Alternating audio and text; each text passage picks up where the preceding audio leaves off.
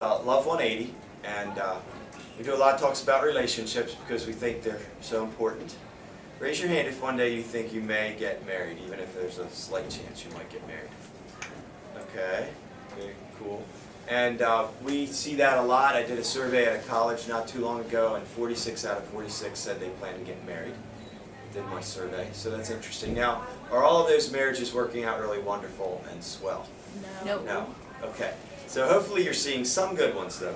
I hope. Maybe not in your own family, but you're seeing some of those good ones. A lot of love, respect. Not perfect, because we're all a bit of a mess as humans, but you're seeing the good side.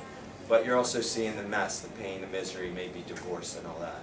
And do you think any of these people that ended up with a miserable divorce kind of planned to get there? No. No. They weren't sitting there thinking, if I can make all these dumb decisions, I'll end up with a miserable family life and divorce and kids cry. Nobody thought about that. And yet, a lot of people are ending up where they don't want to be.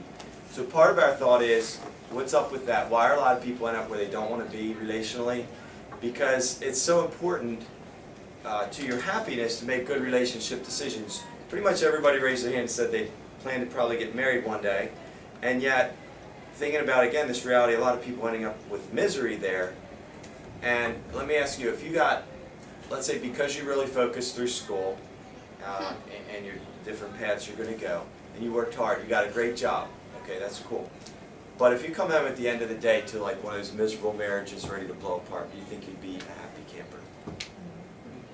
Probably not. Probably not. So relationships are like a key to happiness, and a lot of people are ending up where they don't want to be. So what's up? How can you end up where you want to be with a good relationship, one versus the bad? Now, suppose it was your goal this weekend to go up to Hershey Park, PA, to ride the rides, eat chocolate, get sick, that whole fun deal. If that was your goal from here in lovely Reisterstown, I think you pretty much still have to go north to get there. So point the direction that you think would take you north. Don't hit anyone, just take a guess. What direction you think you'd have to go to get to Hershey Park? Okay, we have a lot of people pointing up in this room, which is kind of a blonde thing. So, okay, great. Now, all right, now the up pointers you're thinking of the map on the wall is north is that way, but you can't drive a car. So anyway, north has to be one of these directions. So let's say we check the compass and the map and it's this way, yet your friends are like, no dude, it's that way. Does that become north because someone says so? No. No, exactly. So if you followed the wrong directions, what if you really meant well? Like you're very sincere, are you still going to end up where you don't want to be?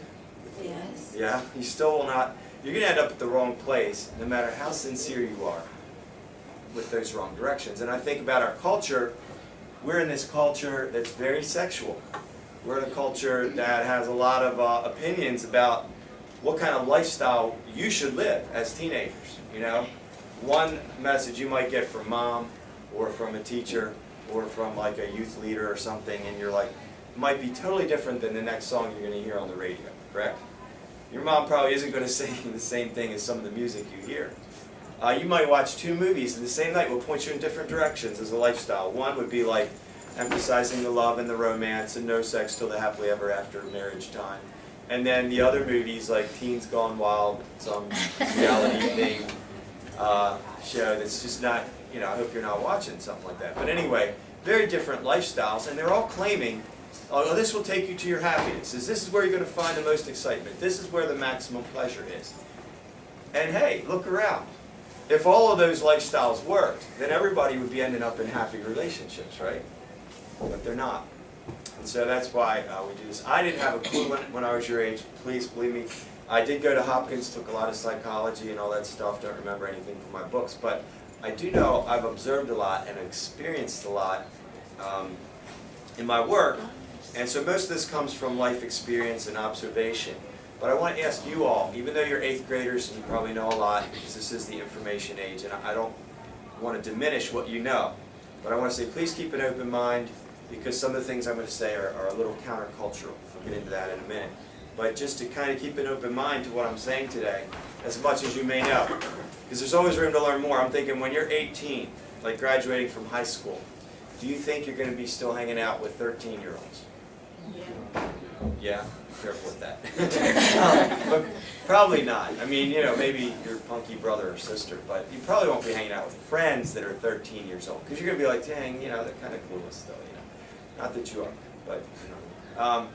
So, relationships are important. How long might it take to build an average random house? Just give me a guess. That's a strange question. At 8 in the morning, yes. Like 6 months or less. 6 months or less. Okay, that's a good guess. Okay, how fast could that really nice house be destroyed? A day. A day. Like 2 seconds. 2 seconds. That what you were going to say? What would you do it with in 2 seconds? Explode it. Okay, good. Good. Just be careful with that. So anyway, yeah. I think about our lives, you know, it takes a long time to build a life. You're building. I mean, when I say building, you're building your friendships. That's awesome. You're building your academic career, doing all your homework, I'm sure. Maybe playing a sport or doing dance or art or music or whatever it is. But you're building, and you can build a great one. I mean, a little bit of focus really pays off. And yet, you've probably seen this. Somebody cruising along like your age the next few years, a few bad decisions blow everything apart so quick. Now, I've seen some of that. I've seen some of that in my life. There was a famous basketball player, you guys are too young, but Lenny Bias played for Maryland, best player in the nation in the 80s. Front of Sports Illustrated, first draft pick in the NBA draft.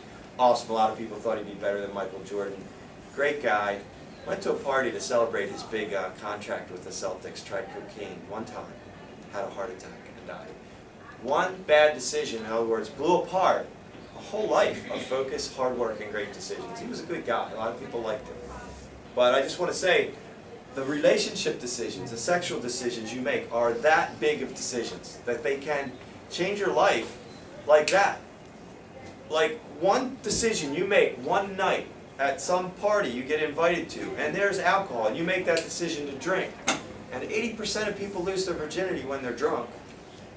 And you take that next step, thinking, oh, well, it's not that big of a deal. Oh, well, it can change your life forever.